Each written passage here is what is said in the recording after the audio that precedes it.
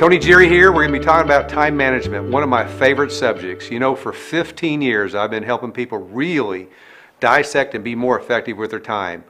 I wrote a book a few years ago called How to Gain 100 Extra Minutes a Day, and I'm going to be pulling some concepts from that original book that have been updated, and I'm going to share those distinctions with you. This is part one of this particular module. I'm going to ask you to get your pens out, get ready to take some notes. How to gain 100 extra minutes a day is something that everybody wants, and time is so precious today, and so many times people go through life week by week, month by month, and they really don't look at time the way they could. And I want to open your mind to that, because I believe from a payoff perspective, the more effective we use our time, the more results that we're going to get, the more of life we're going to get. Here's something to look at. 168 hours in a week.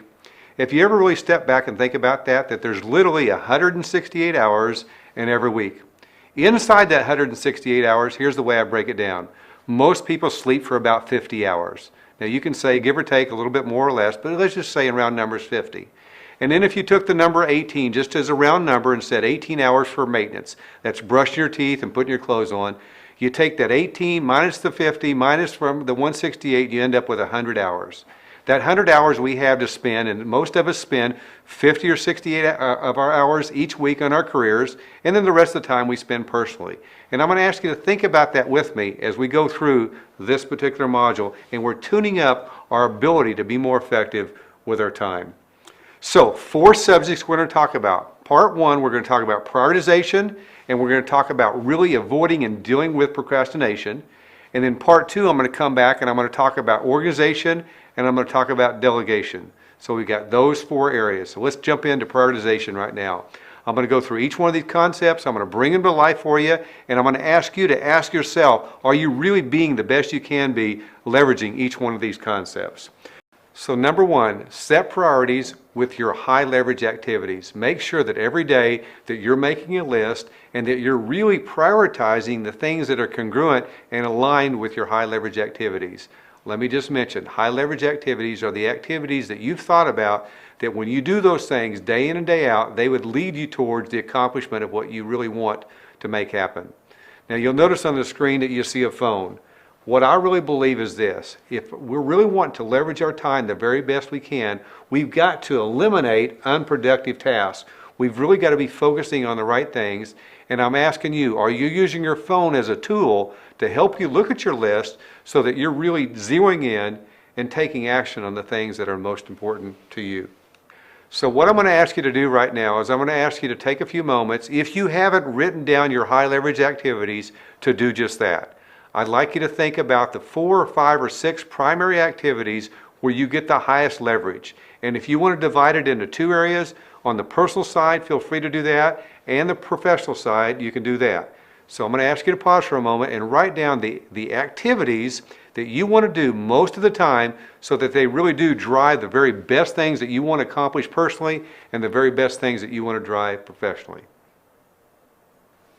Number 2, having a strong agenda tied to your clear objectives when you have meetings. I go around the world. I coach the top companies to be even better. This is a question I often ask. How good are your meetings on a 1 to 10 basis? And what's the number? I find this happening day in and day out. Most companies say their meetings are a 5 on a 1 to 10 basis. How are your meetings? How are the meetings that you're leading? How are the meetings that you're part of? Are they a high enough number that you're really happy with that? Or do your meetings need to be more effective? And I'm suggesting one of the ways that we can be more effective with our time is to make sure that we have a good agenda. Now, as a takeaway though, a big takeaway that I share with people when I am doing meeting effectiveness is I ask this question here: what's more important, the objectives or the agenda? And people have to think about it just like I'm asking you to think for a minute. And most people come back and say, well, the objectives are actually more important, and that is true. So I encourage you as a takeaway from today is to say, when you're going into a meeting, you're granting a meeting, whether it's on the phone or in person, in order to leverage and manage your time the very best you can, make sure you're clear in your objectives and that you have an agenda that would help you reach those objectives. Now the agenda can be informal or it can be formal. That means simply if you've got a phone call and you've got a meeting going on, you could simply say, hey, here's 3 things I think we should go over in order to maximize our call. And if you do that, what I found is oftentimes a 15-minute phone meeting will roll down into 10 or 12 minutes, and you saved yourself 3 minutes here or 4 minutes here, or 5 minutes, or 6 minutes, and you do that many times a day, and pretty soon you've saved yourself an hour or 2 hours a day, and that adds up. Let's go to number 3. Identify when your high energy times are. We all have different cycles in our life, depending on your age, depending on if you're male or female. Think about for you, when's the time that you're really energized? Is it in the morning? Do you get a surge right after lunch? Are you a nighttime person? I really believe being able to understand that can be so impactful on the results you get with your time. So step back and understand that, and then as you're scheduling important high impact activities, schedule those around your high energy time. So if there's things that you need to negotiate, things that you want to sell, ideas you want to sell, meetings that are really important, put yourself in a scheduling momentum, if you will, a scheduling habit of putting those top items into the areas where you're the most energized in your day. All right, let's talk about number 4, learning to say no more often to demands that don't fit and support your highest priorities. Day in and day out, we're getting bombarded in today's fast-paced world with things to do. We get emails, we get texts, we get phone calls, we get people on our schedule, and being able to say no to the right things really can have a dramatic impact on our effectiveness day in and day out. So how do you deal with that? Well, first off, again, as we said, number 1, being clear on your high leverage activities, and then when things come in, do a check with yourself and say, should I say yes or should I say no to this? And I encourage you to really say no to the items that really don't fit in to your top priorities. All right, let's talk about number 5 for a minute, and that is leveraging your reading and studying by skimming articles, memos, and books. So many times what do? We have all this information coming at us, and we get websites coming at us that we can go and study, and we get books that we can read, and we get articles and magazines and all these things coming at us, and we say, that's great information, but how do we really leverage it? Well, one of the things I'd like to propose is to commission team members or those around you, colleagues, to be able to read and summarize for you, to be able to highlight, to be able to sticky note, if you will, so that as you're glancing at things, you can save a few minutes here, a few minutes there. Oftentimes even being able to trade reading, where one person will read one report, another person will read another, and being able to trade that with each other can really be valuable in saving each other time. So as well, as part of the inner circle, I'll be sending you out some of my own recaps. As you know, I read tons of books. My team and I study, and we bring those books down to the real core kernels, and we'll be seeing some of those recaps coming to you. I encourage you to look at them. They're 2- and 3-page Cliff Note versions of some of the best books, some of the best research out there. So look forward to that. Let's talk about number 6, requests from people who send you emails to prioritize and spell out the actions they are asking for you with clear bullets. So emails, you know, a big subject, a big time waster is not really being able to manage your emails effectively. And what I'd like you to do for a minute, if you would, is to go through and open up your phone, pause for a minute, open up your phone, and I'd like you to look at some of the emails you've been getting. And look at them and see if there's some inefficiencies coming at you from people that you work with. Maybe there's paragraphs, or maybe there's like 10 stories, and really you'd prefer to have bullets. And what I'd like to encourage you to think about doing is asking your colleagues or asking your subordinates that when they're sending emails to you, that they're very efficient with the way they send them. They send them more in bullet pointed format versus paragraphs, that they really leverage the subject line, and that they're only sending relevant information to you. So you're really avoiding a lot of things coming at you. Again, saving a minute here, saving a minute there, and being more efficient with each and every email that you get. All right, number 7, write down or at least take a moment and think through your objectives before you make phone calls. Here's one that happens all the time I see where people miss this opportunity. Before they pick up the phone to dial, if you just take a few seconds and say, what do I really want to accomplish? Because you know what? A big majority of the time when you're dialing someone, you're going to get their voicemail. And if you're really not clear on the objectives, your voicemail can go on, and or your voicemail could be inefficient, and you have to end up making 2 or 3 calls back and forth, versus taking the time to say, what do I really want to accomplish? What's the actions I want to have happen? And then when you make the phone call, you're more effective if the person does answer, and you're more effective leaving your voicemail. And I think that's a really strong, simple little thing that we can do. Take just a few seconds and say, what do I really want to accomplish before you make that call? Number 8, ask the originators of a document to send you only the relevant information that pertains to you. And that includes voicemails, text, emails, packages. Are you really limiting the way things come into your life? Are you really getting only the top items coming to you? Are you allowing yourself to be able to sort and have things sorted for you before things actually touch you? Can save you minutes every single day. Number 9, create and leverage a list often. Ask yourself several times a day this question: what's the best use of my time right now? Perhaps this is one of the most important pieces of this segment today, is to ask yourself this question. I started this as a habit years ago, and I found it to be extremely valuable. What's the best use of my time right now? And being able to look at my phone, look at my computer, look at my iPad, and look at the list and saying, hey, I've got an extra few minutes. So let's say something cancels or someone's early and you've got an extra 5 or 7 or 10 minutes, and then you can really take and put that time to really good use by saying, what's the best use of my time? Can I knock out an email? Can I knock out a text? Can I knock out a voicemail? Can I be able to type up something real quick? Being able to really constantly asking yourself that 5 and 10 and 15 times a day, what's the best use of my time, and taking a look at your list. Okay, so there you have it, ideas for being able to prioritize your time more effectively. And now we're going to move into the second of the 4 segments, that is procrastination. You see, all of us procrastinate. That includes you and that includes me. And what I'd like to say to you, what I'd like to propose, is that not all procrastination is bad. Most is, but not all is. So I'd like to go through this for a minute, and then I want to talk about some specific distinctions. You see, procrastination has to do with how our self-talk, what we say to ourselves. Sometimes we might say some things like this to ourselves. We say, self, you know what? I can do that tomorrow. It really won't matter. I'll just do it a little bit later. I'll do it tomorrow.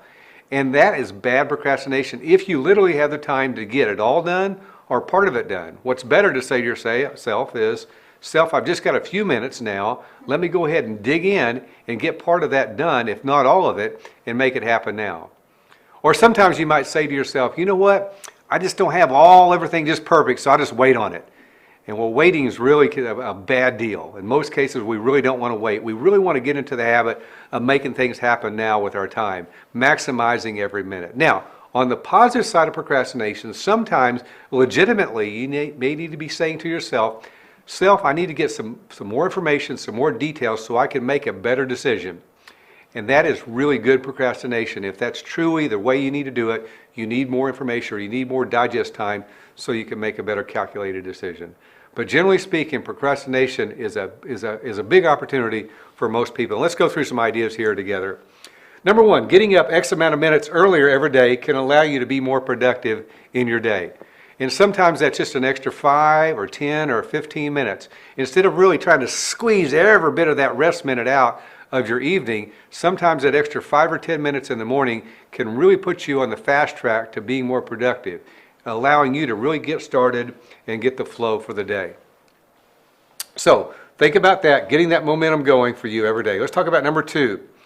By identifying and doing little things when you have open minutes, waiting or in between major tasks, you can gain extra minutes. So not procrastinating and wasting those extra minutes. So let's say that you're in a line and you've got 6 minutes before you're going to be at the front of the line. Well, do you have some things calculated in your phone? Do you have a file with you that you can really maximize those extra few minutes? I'm telling you, day in and day out, I look for every little way that I can take action now and be able to get things off my list, and I encourage the people that I coach to do the same thing. So, bottom line, have materials, have files, have a system in place to be able to maximize every single open minute that you have in a given day. Number 3, making to-do lists and marking things off often helps you accomplish more and impacts your motivation to really go out and do things. We have a system in our organization where what we do is we encourage people inside our organization to put a little square or a little box next to the things that need to happen. And when everything gets done, then an X gets in that box as a completion, and it actually motivates you, showing that that got done. We also have a system where you put a slash if you started on something, and that shows that something's in motion. And then the third thing is if there's nothing in that box, that means it's a goose egg, that means nothing's happened. And you can see for yourself, have I procrastinated on that particular line item, and I really need to take action. So think about the X's, the slashes, and the zeros, and be able to really motivate yourself, keeping your list of things that you accomplish, because it inspires you to take action. Number 4, identify frequent tasks that you might have already procrastinated on, and performing them by jumping in. Now, this is one of my most impactful concepts around procrastination, and that's the concept of production before perfection. Being able to get things going, being able to say, you know what, I don't have all the pieces together, but I can start making things happen on it. And as I start to make things happen, then I see more detail, I understand different distinctions, I can grab more information, and I end up accomplishing what I wanted to accomplish in shorter amounts of time. I'm much more effective with my time if I really get that concept down of production before perfection. Now I know you, like many people, may have that situation where you want things just to be just right or just perfect before you let go of them, or even before you get started. So let me encourage you, in order to maximize your effectiveness, really think about production before perfection. So here's an action I'd like you to take now. As we're completing this item number 4 here, production before perfection, go ahead and take a few moments right now, if you would, and literally write down or type up what are 3 or 4 things that maybe you've been procrastinating on. What are things that maybe you've said, hey, it's just not perfect, so I'm really not taking the action I should. So take a few moments and think about that, and then we'll start back. Let's go to number 5 now. Let's talk about being able to break things down by month, by week, by project, into smaller, more manageable parts, and nimble away by getting small items complete. So you got a big project. Do you look at that project? You know, we were developing a project for a client of ours, an entire program on really how to present more effectively to get referrals. And one of the things we were putting together was a binder that we were going to use for the people attending. And so I'd asked my team to start putting pieces together that were going to be in the binder so that we could have a mock-up of it, so that we could put it all together, have it broken down, and starting with what? Starting with each of the different modules, then looking at the table of contents, then looking at the outline, and piece by piece we put it together. Then we lined it all up into a full mock-up, looked through it, added to it, and now we'll duplicate it and be ready to perform. I ask you, are you doing that? Are you really taking bigger chunks, bigger projects, and chunking them down, breaking them down into smaller pieces? As simple as it sounds, so many people don't do that. Again, inching away and really taking action, not procrastinating, but maximizing every minute of your day. This helps fight the tendency to procrastinate negatively. All right, let's talk about stocking up on supplies, greeting cards, birthday cards. You know, maybe you procrastinate sometimes and you don't send flowers, or you don't send a note, or you don't send a card because it's not easy. And what I found, a big piece to the puzzle, is always be prepared and be ready. I mean, talk about looking at things in your drawers. If you've got cards there, if you've got notes, if you've got stamps, if you've got all your supplies ready to go, so you don't step back and go, oh, I don't have the card, so I can't send the card right now, or I don't have time to go to the store. Well, pre-buy cards, build your supplies, build an ample situation around you, kind of a whole arsenal, if you will, so you're really ready to take action on the things that you want to do day in and day out. Let's talk about number 7. Again, both negative and positive procrastination. And ask yourself in your own self-talk, as we're kind of moving into closure here, are you really saying the right things to yourself and really being positive with your procrastination?